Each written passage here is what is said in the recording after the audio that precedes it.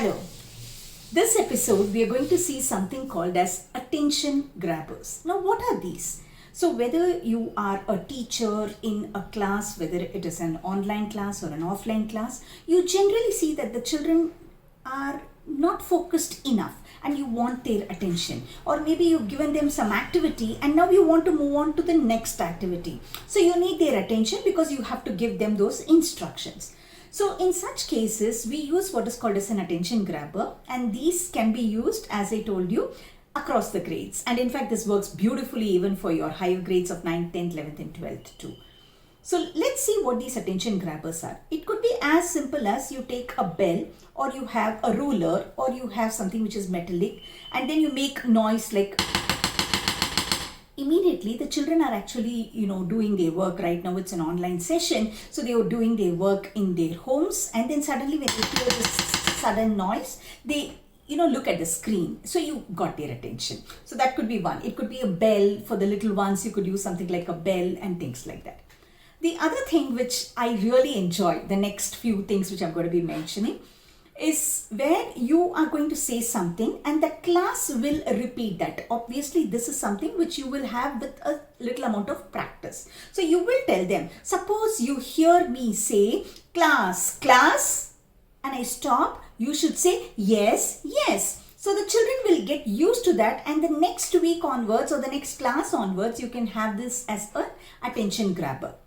So give them a few things, like for example, the first one is class, class. Children say, yes, yes. So this would be something really interesting for the pre-primary and the primary, and they'll look forward to saying, oh, when is ma'am going to say something, wherein then I can say something and then we have all our attention. So for them it looks like a game, and maybe a few more ideas, and that could be hocus pocus. So you call this as hocus pocus, okay? Hocus pocus. The class says, everybody focus. And that's interesting, right? It's like, a magic wand, a Harry Potter kind of a scenario. Say, hocus pocus, wherein you're casting a magic wand there, and everybody, the children say, everybody focus. That's another thing. Then you say, all set, and the children say, you bet. That could be another one. And the next one is 1, 2, 3, eyes on me. And the children say, 1, 2, 3, eyes on you. And that will be interesting too, right? So you've got all their attention there.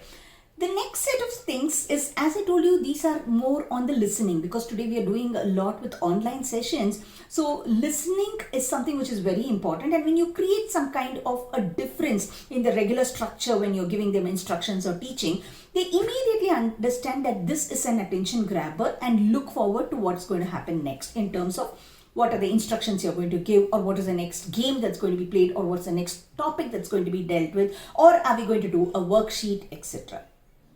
So the next one is where I use rhythmic claps. So where I say,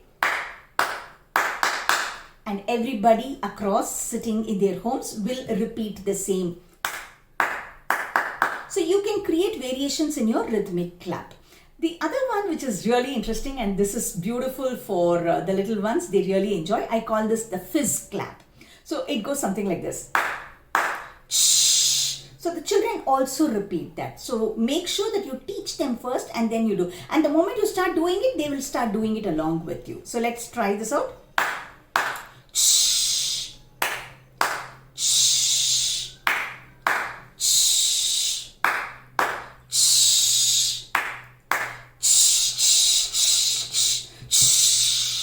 So it fizzes out. So it's a fizz clap. So try and do this with your children, and once they get the hang of it, they will love doing it. They'll say, ma'am, when are we going to do the fizz clap? They will start looking out and saying, ma'am, please make sure that you have more attention grabbers, and we enjoy doing that. The other thing, since we know that children are all sitting in one place in the online sessions, we like to give movement. So it's important that you have your children stand up, sit down, etc., do a few of those activities, and I'm sure you're all doing it.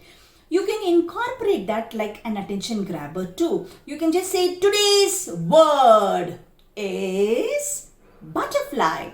And you the children do actions on the butterfly. For example, they could just say they are buzzing around, looking for flowers, or they could just, flap their wings and move like a butterfly, or, they could just turn around and pick up something which is, different colored and say those are the wings and turn it around. Some kind of a thing wherein they get up and have a little bit of a movement. And then you can say, great, sit down now, and then you can have their attention for that. You can use this even, with certain personalities. For example, instead of just saying today's word is butterfly, you could say for the middle school and the high school, you could say today's personality is, so name this as an attention grabber, tell them prior to it. When you hear the personality's name, enact something about that particular personality, whatever comes to your mind. So let's say today's personality is Charlie Chaplin. So immediately, somebody will just pick up a hat and then, nod their head, or take a walking stick and move around, or they could just maybe not have a walking stick, but just take something else and then like a prop and then use it like a walking stick, or walk like Charlie Chaplin, flap and walk, or take his hat out and this, or have a small mustache. It could be anything that comes to their mind when that name is being said about that particular personality. The other thing which I want to end with today is where you generally have a lot of multiple choice questions that you want to give your children, because that's a kind of a formative assessment, right? Suppose, for example, you say, what is 5 square? If 5 square is it A, B or C? For example, if you're giving them these 3 multiple choice, you could even write it on the board, or you could just say it so that they are attentive. So 5 square is it A, 10? Is it B, 25? Is it C, 50? So then you give them a minute, and what is it that you're expecting them to say? Not A, B or C. You will say that if the option is A, stand straight. So obviously they'll get up from their seat and stand straight. If the option is B, tilt to your right. If the option is C, all this you will stand up and you will tilt to the right.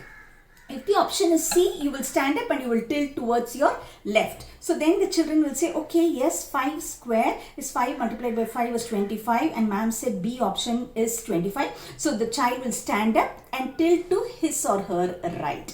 So you have movement also, and you have got their attention also. So attention grabbers can be where you're transiting from one particular topic to another, or one particular activity to another, or it could also be to get them into movement so that it is not monotonous wherein they're just sitting and listening to you.